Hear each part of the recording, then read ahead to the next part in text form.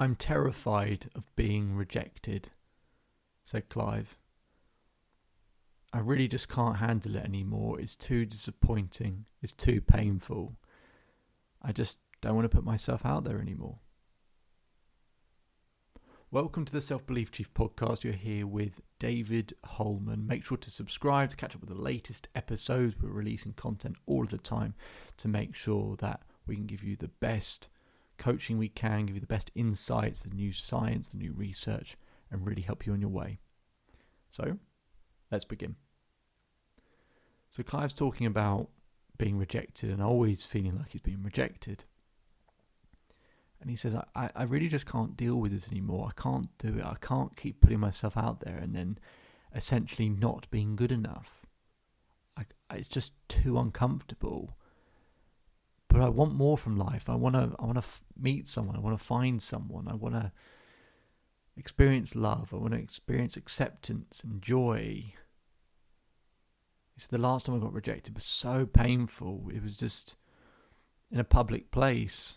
And we've been together for a little while and just was really blunt and cold about it, this other person. And it just made me feel worthless. But I need to find a way beyond this because otherwise I'm never really going to have what I want in life. So when I work with people and help them deal with the fear of rejection, there's 5 steps I take them through, right? But to keep it nice and simple, I'm just going to take you through one important ingredient in one of those steps that I think would make a big difference, but I thought would make a big difference to Clive as well. I asked Clive, what do you think rejection means? Clive thinks about it for a while, and then he does a big exhale and he goes, well, rejection means I'm not good enough. It means I'm not attractive enough. I'm not funny enough. I'm not smart enough. It means that other people are better than me.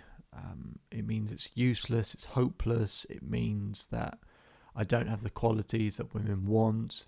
It means I'm going to end up alone and be alone forever. I said, right.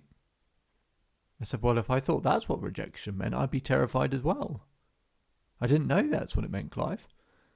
Should we look it up? He said, what do you mean? I said, well, let's look it up in dictionary. You've just told me what a definition of rejection. I didn't know that's what it meant, but should we look it up? Unsurprisingly, that's not the definition of rejection at all.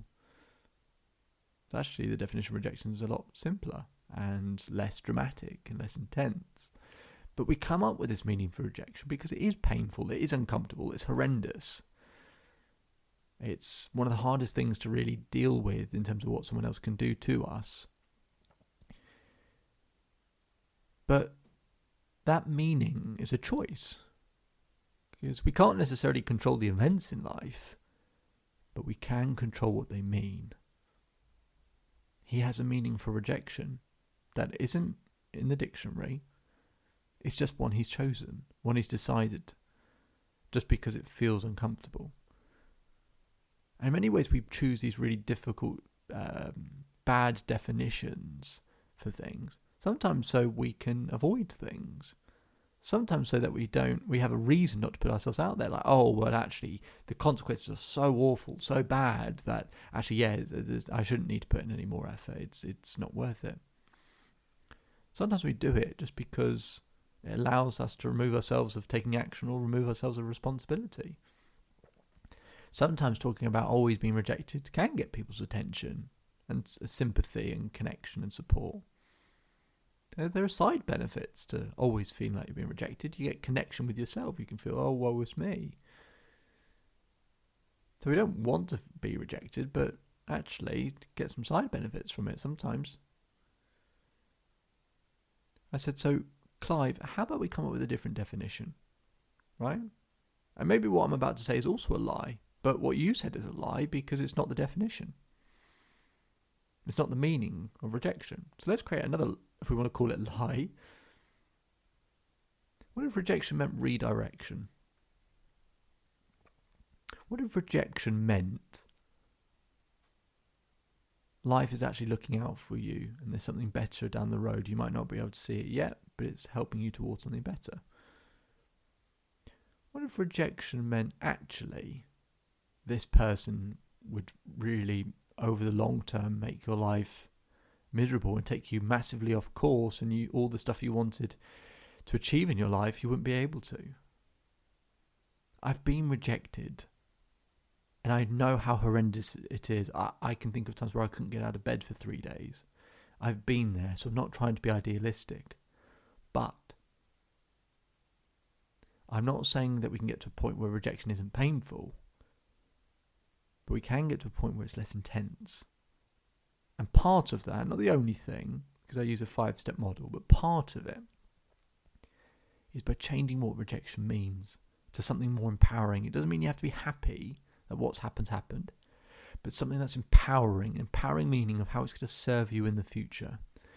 If you have that, the compounding benefit is when you get rejected, it won't be quite as intense, which will allow you to keep taking action, keep trying, keep looking, and give you, of course, by doing all of that, it gives you a better opportunity of finding what you're really looking for in life. And isn't that much better than just telling ourselves we're worthless, hopeless, useless, and that's what rejection means? Clive certainly thought it was a better definition. And for Clive, it allowed him to take more action. And Clive kept taking action. And it was uncomfortable when he got rejected, but he kept trying. And he kept trying. And we came up with a strategy to help him locate his more ideal partner. Or, have a strategy in terms of how to attract a more ideal partner. And because he kept knocking on that door, he found someone. It's possible. But if rejection, the definition you have for it, is way too intense and too dramatic, then that's going to prevent you from taking the necessary action. It will still be uncomfortable, it will still be painful, but it doesn't mean rejection isn't the thing that leads us to what we really, really want and desire, and the best possible thing that life has to offer for us. My name is David Holman. If you change today, the day will change your life. So enjoy the rest of your day. Enjoy the rest of your life. If you want to know more about this, you can visit the Self-Belief Chief website. We'll put a link in the description to be able to schedule time with me. Enjoy the rest of your day, and I'll speak to you very, very soon.